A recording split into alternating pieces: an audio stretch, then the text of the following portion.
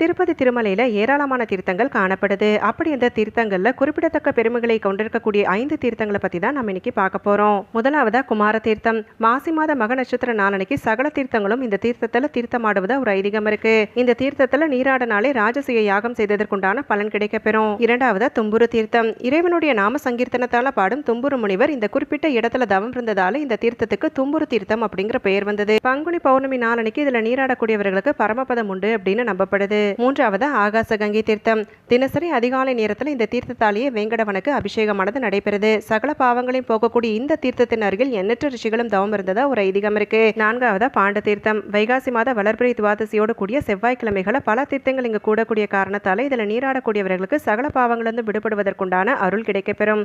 ஐந்தாவதா பாவ விநாச தீர்த்தம். ஐப்பசி மாத வளர்பிறை சப்தமியோடு உத்திராட நட்சத்திரமும் கூடிய ஞாயிற்றுக்கிழமைகள்ல இங்க சில தீர்த்தங்கள் கூடக்கூடிய காரணத்தால இதுல நீராடக்கூடியவர்களுக்கு ஞானம் பெருகுவதா ஐதீகம் இருக்கு.